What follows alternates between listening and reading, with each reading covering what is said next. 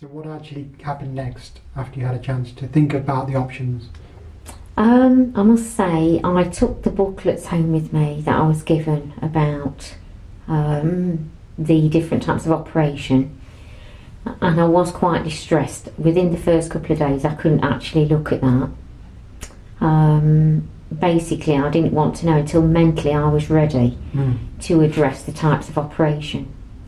And I did get there, I did look at those, and I decided to go for the wide excision.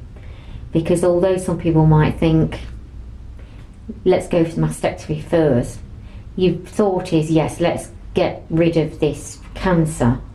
I think it's very important that physically you feel that, no matter what operation it is, that you are taking control, that you are saying it's a bad thing, but I am going through this painful process, perhaps emotionally and physically more so, of an operation, whatever it is, whether it's an excision or not, to get rid of the cancer.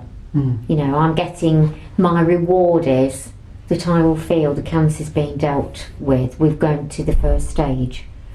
So I opted for the wide excision, and I thought, well, I'll see how that looks, how I cope with it, and then if I had to go to mastectomy, at least I've gone through that first stage. Me personally, if I could help it, I didn't feel that mentally, emotionally, I would cope with having a mastectomy straight off. So I was willing to take that risk of having to have wide excision and then having to proceed to a mastectomy. But of course not everybody feels like that. How do you feel the operation went?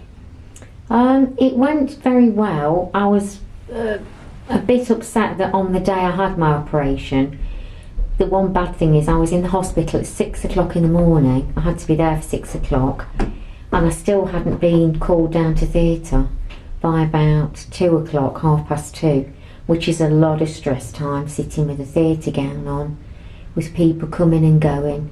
In fact, it was such a long period of time that the anaesthetist actually changed who was due to assist during my surgery. And so another one had to come in and talk to me about, you know, how I felt, and we had to start again. But once, funnily enough, my husband, who went with me, was more anxious on the way down to theatre than I was. I don't know whether that was pre-medication to some extent, but I don't think it was. I think that myself, I had made that decision that, well, here we are, we're going down this road, the trolley's going over the line into theatre, and it's out of your hands now. You know, people are just going to do their best for you. And I was quite calm about it, actually. I felt quite strong at that point. Yeah. Did you think it was maybe reassuring that you were actually having a treatment rather than waiting around for something, even if things had gone a little bit wrong in terms of delays? Yes. The fact is you were actually about to have the treatment. Yeah, I think you felt that this was the first step into putting something wrong right.